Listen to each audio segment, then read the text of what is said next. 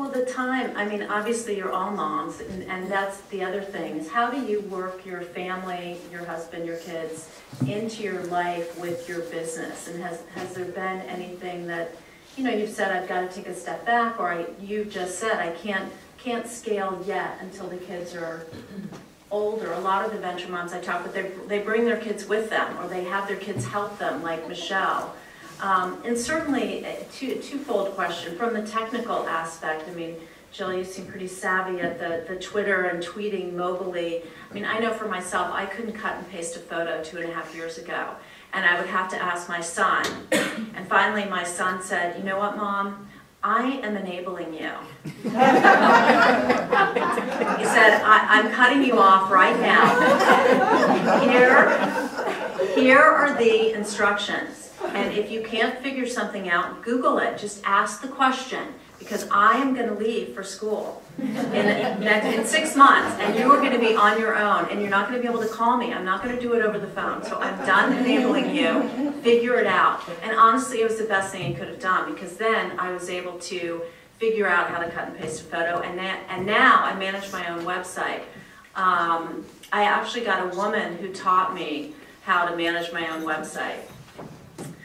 So I say reach out to people and have them teach you if your kids cut you off at some point. So from the technical aspect, I mean, because our kids grew up with Twitter and Facebook, and it's become a really huge part in promoting a business. So how do you use social media to promote your business, and has there been a learning curve? I use it a ton. I use it every minute of every day, and it's such a great way not only to connect with customers, but also to connect with retailers and to connect with buyers. The accessibility out there is incredible. Even the influencers. Martha Stewart is on Twitter, and the access that you can have to these people is pretty incredible once you learn how to do it. And it's not so much about selling, always kind of putting your stuff out there in big sales mode. It's about starting a conversation and being social with it. So sometimes I'll see a mom's profile tweeting, I don't know how to make a gluten-free carrot cake. And I'll just respond to her. I don't even know her, and I'll say, have you checked out this recipe? And it won't be one of my recipes. It'll be a recipe of a blogger that I know that's gluten-free, but it'll start a conversation, and she'll say, wow, your cookies look really great. And all of a sudden, that may be a potential customer out there. So it's such an important tool for a small business. And the learning curve is huge. You don't want to kind of get off on the wrong foot. So if you're thinking about getting into it and you don't know anything about it, have somebody who really knows what they're doing help you. Sit down and really figure it out, and watch your competition for a while. Watch, in my case, what other gluten-free companies are doing, what other apparel people are doing before you kind of jump in. You'll kind of get the hang of it, and then you'll be completely obsessed. Well, and that's a very good point. With Twitter and Facebook, you want to be an educational platform. You don't want every tweet or post to be like, buy my product, buy my product, buy my product. You want to go at it from, you're there to start a conversation and talk about everything and offer assistance in different ways, and then they find out you actually have a product and they like it. So it's not, it's a certain way of building a relationship online with your audience. Michelle, are you using social media for? Well, Jill pushed me to get started, because I'm a little bit of a technophobe. I mean, it scares me. I don't love it. And anyway, she's like, you've got to do it. I'll come from New York City. I'll sit down. I'll help you, whatever. So, and then our kids helped us do some of it. So we, we have a Facebook page, a Twitter, Pinterest. We started, and Tara's a little bit more savvy with that than I am.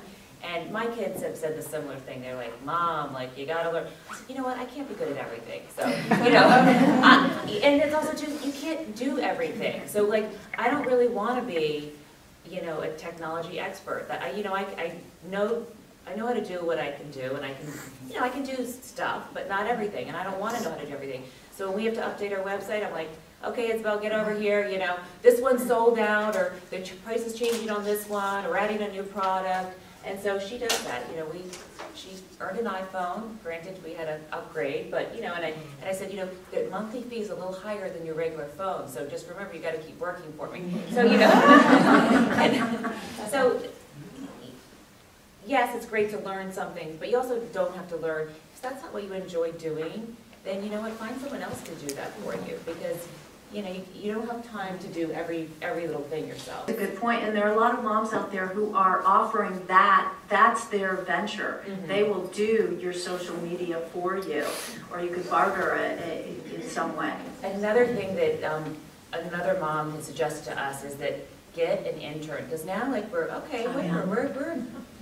business and we're a fashion company, and there are a lot of people that are either in high school, they're building a resume, or college building a resume, that are looking for summer internships. So we are actually looking for a summer intern to come help us, and someone that's probably going to be really savvy and great with a computer and great with social media, and they actually can learn a lot, and we can get the benefits of what they can do as well. So that's one of the things, if anyone knows anyone in fashion and whatever.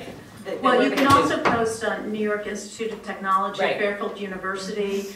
You can post internships at local schools.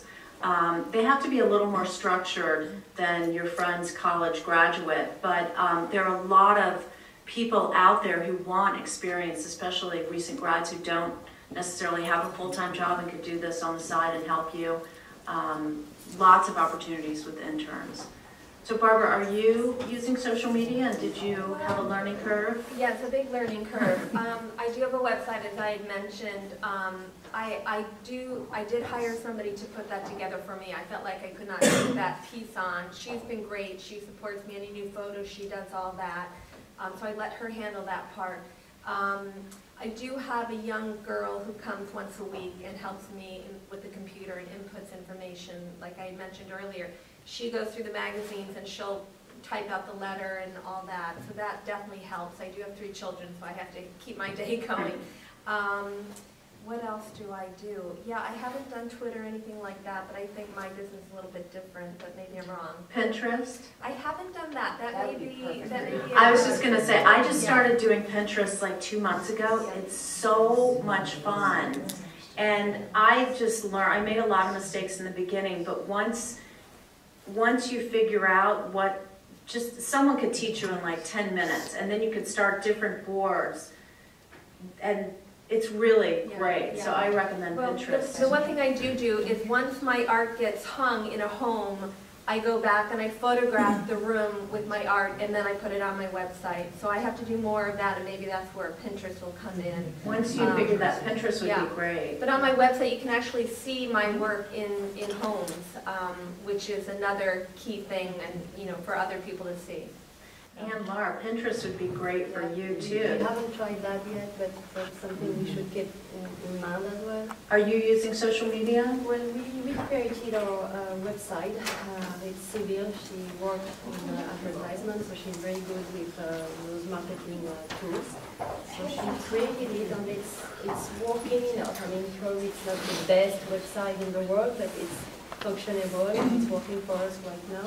And Facebook and Twitter? We have a page on Facebook, but we do not use Twitter, and maybe it's something we could look. There's always more to learn.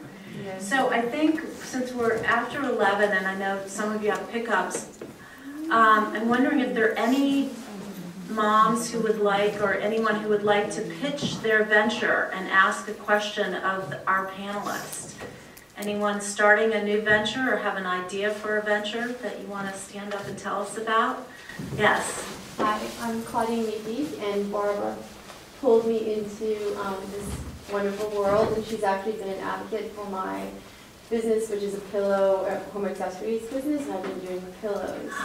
And I've been an interior designer for, and I've met you guys as well, beautiful work, for 13 years, and I found that I could take off on my products to the world at large as opposed to just clients, like one at a time. And so I started hitting a couple of stores, and Barbara got me into Park Monceau, and I'm also in Lily in August as well. And so I'm just starting out with the retail, wholesale component of it, but I'm excited and I love what I do, and we should do an event together. Yeah, absolutely. Barbara told me about you. Claudine made you more.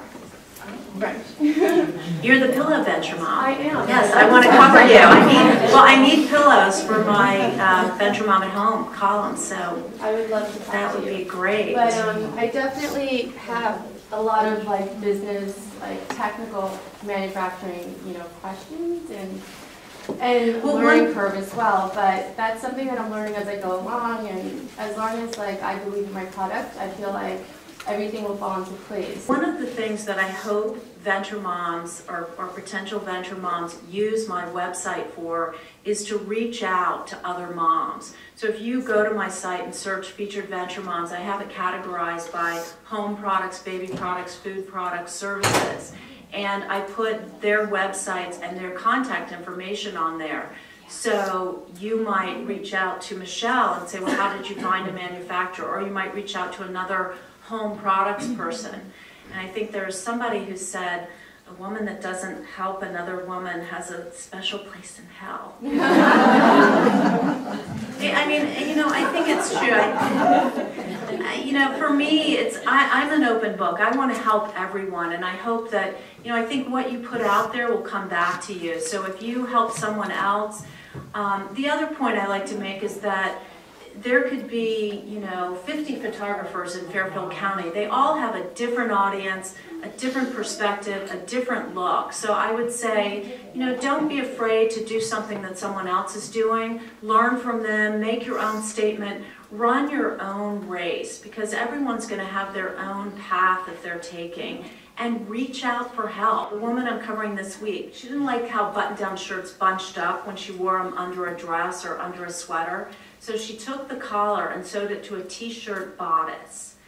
And it's called, it's Elizabeth Daniel. It'll be my story on Wednesday, so sign up and you'll get the story. But she knew nothing about fashion. But she started wearing the shirt, her friends liked it, they wanted it. So she went to meetings with people in the fashion world, and she was pretty honest. She goes, I have no idea what I'm doing. Will you teach me? And people were so open and so helpful. Now, obviously, you're going to meet some people who aren't so helpful, but you just smile and say, thank you so much, and you move on to someone who is. I mean, I'm sure we've all gotten a lot of no's. Maybe not Michelle, but you know what the thing is though, when you have a great product and you're passionate about it, people will try and help you. They want to help you. So I think you just have to put it out there and go forward and reach out for that help, because people want you to succeed. Discovery is really great for somebody to discover something that's new out there. Yes, And also absolutely. that no one here realizes that, but in the US, there is such ease actually for entrepreneurs to start a venture. In France, it's incredibly complicated. The tax system and the bureaucracy is just so discouraging that a lot of people won't try. Here, just have an idea. And as Holly was saying, a lot of us have ideas that don't require funds. You can just try it out with friends and whatever.